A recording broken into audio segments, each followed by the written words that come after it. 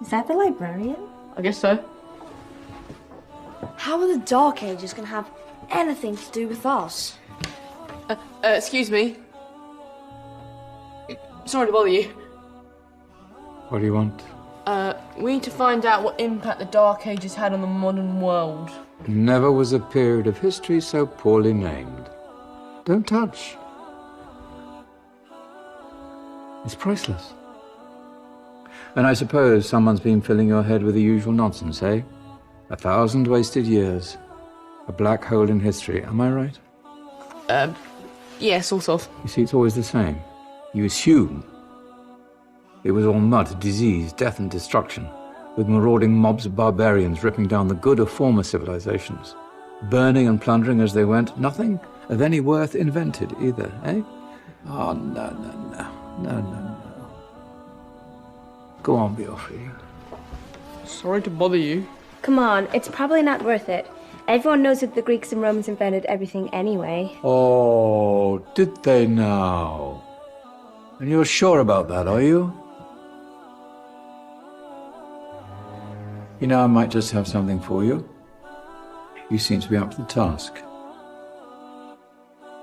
I suppose I could... Follow me. I've got just the book for you.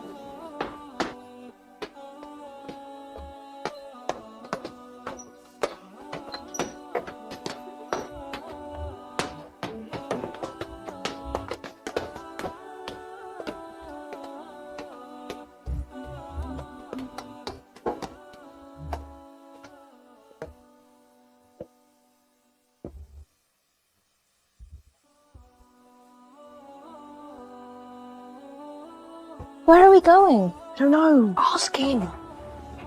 Excuse me, where are we going? From darkness into light, my young friend. From ocean onto land, there are things you should know. Oh, yes, indeed. Yes, indeed.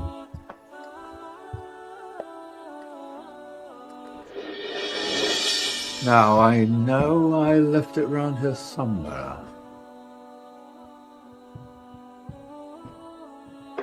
Ah, here it is. Now, take a look. If you dare.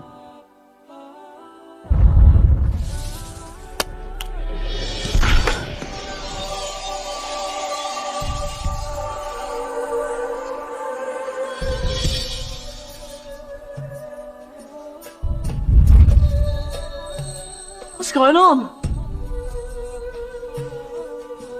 Welcome to the Dark Ages, or as it should be known, the Golden Ages. Who are you? I am Al-Jazari, engineer and ingenious inventor. I thought you said this was the Dark Ages. It doesn't look very dark. That's because it's all a matter of perspective, my soon-to-be illuminated friend. Of course, there are parts of the world that weren't dark at all, but in a civilization that stretched from Spain to China, the golden rays of discovery and invention shone over everything. What civilization? The Muslim civilization, my young friend. Through scholars and scientists of various faiths, some of the most important discoveries known to man were made at this time. Discoveries that drew on knowledge of the ancients, but have more connections with your modern world than you could possibly ever imagine. Like what? Well, all sorts of things. I've got to get a picture of this. I knew it was a good idea. Who are you? Allow me to introduce Ibn al-Haytham, a great scientist whose ideas led to the invention of the camera. You invented the camera? I laid the foundations for modern cameras by explaining how our eyes work. I found a way of projecting an image onto another surface through a small hole in a dark room, later called camera obscura. Think of all the things that evolved from this discovery. Cameras, cinema, all share the same principle. Cool. Look out below! Who's that?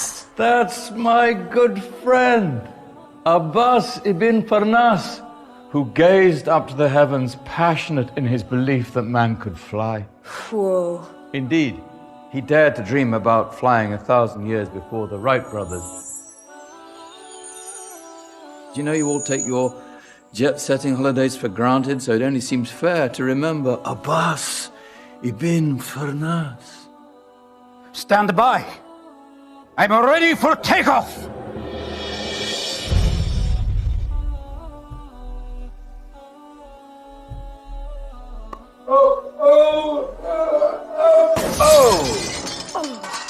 You did forget one thing, though. A tail, useful for landing. My back. Is there a doctor in the house? Did someone call? Ah, my old friend, why don't you introduce yourself to my young guests? I am Abul Qasim al-Zahrawi. Many call me the father of surgery. Did you actually do surgery back then? Of course we did. In fact, many of the surgical tools that I invented are still used in your modern hospitals. Excuse me, a patient needs my attention. Scalpel? I think I may need some stitches. In that case, I'll use catgut Catgut? from the gut of animals. Perfect for stitching up internal wounds. Your surgeons are still using it today. Sorry, mustache.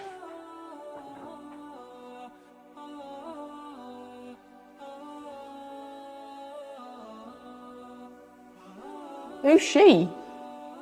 That's Maryam al-Astrolabi, one of the many brilliant women of her time. She made sophisticated astrolabes. Astro what? Astrolabes. They show the sky and the stars on a small flat plate you can hold in your hand. Think of them as ancient calculating or timekeeping devices. Today you have your watch, your compass, satellite navigation, helping people and explorers travel the world. Science at its brilliant best. And all these things were developed during the Golden Ages. And that's just the tip of the iceberg. There were thousands of other inventions covering all areas of life, and in the years that followed, their influence spread across the whole of medieval Europe. So you see, it wasn't so dark after all. What about you? Me? What did you invent? Well, I don't want to be big-headed, but I made some groundbreaking advances in engineering. I suppose my most significant discovery converted rotary motion into linear motion using a crank and connecting rod. It's essential in pumps and engines. In fact, I've no idea how the Industrial Revolution could have happened hundreds of years later without such a device. Not that I ever get the credit I deserve. But my crowning glory was my amazing time-telling machine. My legendary elephant clock.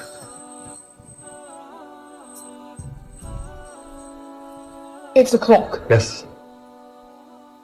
Dozens of components collected from different cultures around the world. Indian, Greek, Arabian, Egyptian, Chinese. Wow. A United Nations clock. That is pretty cool. Does it actually tell the time? Well, yes, of course. If it wasn't for me, thousands of people would be late for everything. Speaking of time, we better get you back. And remember, spread the word. This was a golden age, and I've only shown you a tiny part of this wondrous time. There are countless other scientists and inventions directly connected to your modern world. You're just going to have to find out for yourselves. No, wait.